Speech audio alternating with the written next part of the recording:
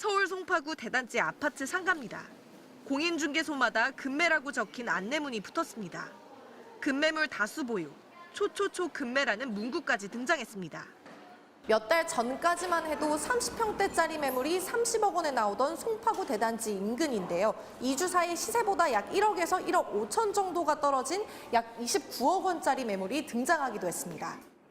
앞서 정부가 양도세 중과 유예 종료를 예고했을 때 일각에선 오히려 매물이 잠길 거라며 반대하기도 했습니다. 하지만 현장 분위기는 달랐습니다. 다주택자 세제 혜택 중단이 현실화되자 가격을 낮춘 금매물이 속속 등장한 겁니다. 32억에서 33억 정도로 이제 매매가를 생각하셨다가 지금은 한 31억이면 팔겠다. 아니면 얼마면 사겠냐 하면서 조금 시세를 조정하시려는 데 대해서 좀 더 적극적이신 거죠. 이 중개소엔 2주 전 10건이었던 매물이 며칠 사이 20건으로 늘었습니다. 심지어 올해 입주를 시작한 신축까지 매물로 나왔습니다. 오늘도 내놓는데 48억 5천에 내놨어요. 물건은 나오는데 가격은 낮추는 건 없어요. 아무래도 신축 물건이다 보니까. 전문가들은 향후 보유세까지 강화되면 그동안 많이 오른 강남 3구와 한강벨트를 중심으로 차익 실현 매물이 나올 것으로 보고 있습니다. 매물이 늘면 당연히 가격이 안정될 수 있다는 관측도 조심스럽게 제기됩니다. 다만 당장 팔고 싶어도 세입자 계약 기간이 오래 남아 있어 토호제 지역 아파트를 팔지 못하는 사례도 있었습니다. 5월 9일이나 뭐 몇 달 연장을 해준다 해도 임차인이 예를 들어서 내년에 만기인 분도 계시고 올 뭐 겨울에 만기인 분들도 계시잖아요. 그럴 경우에 이 나머지 한 주택을 팔고 싶어도 못 파는 거예요. 김윤덕 국토부 장관은 이런 문제를 이미 알고 있다며 별도 대책을 마련하고 있다고 밝혔습니다. MBC 뉴스 이혜선입니다. 그동안 매물이 거의 없던 서울 마포의 한 아파트 단지입니다. 어제 하루에만 두 집이 새로 나왔습니다.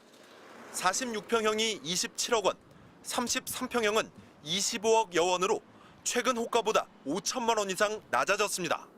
하루라도 빨리 팔기 위해서입니다. 빨리 좀 팔아달라고 하셨고 금액도 현재 가격보다 조금 조정해 줄 수 있다고 하셨거든요. 이런 다주택자 영향으로 일반 매물까지 늘어나면서 시장이 매도자 우위에서 매수자 우위로 조금씩 바뀌어가는 변화도 감지됩니다. 더 싼 매물이 쏟아져 나올 걸 예상하고 매매를 늦추는 매수자도 생겼습니다.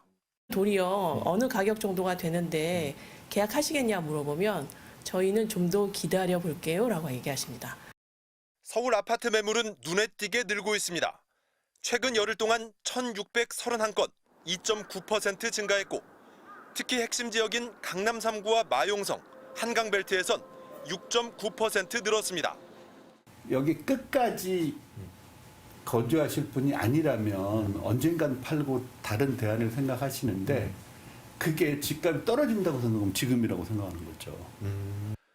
여기에 잔금 날짜를 늦춰주는 방안까지 나오자 부동산 매물이 더 늘어날 거란 전망이 나오고 있습니다.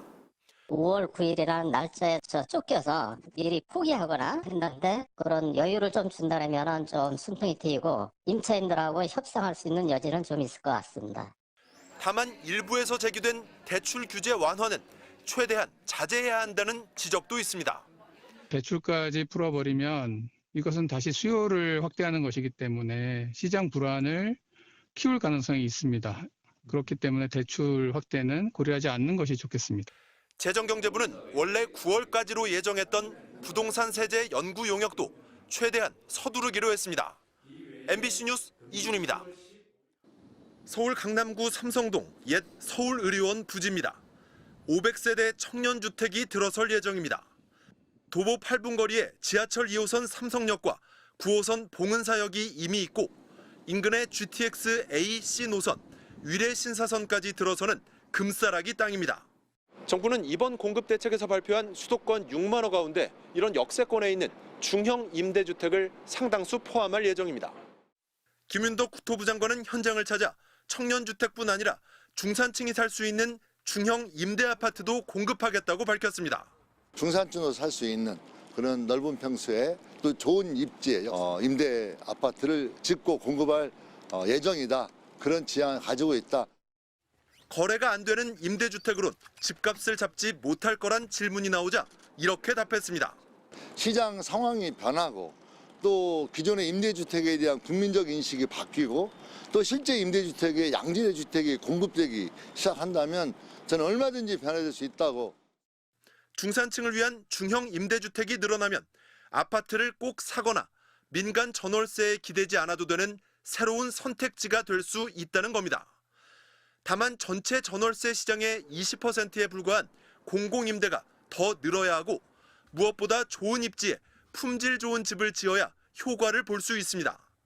민간 전월세 거기에 준하는 이게 경쟁이 돼야지 선택이 되는데 그거보다 작거나 뭐 품질이 떨어지거나 성능이 안 좋다면 역시나 선택에서 배제가 되는 결과잖아요.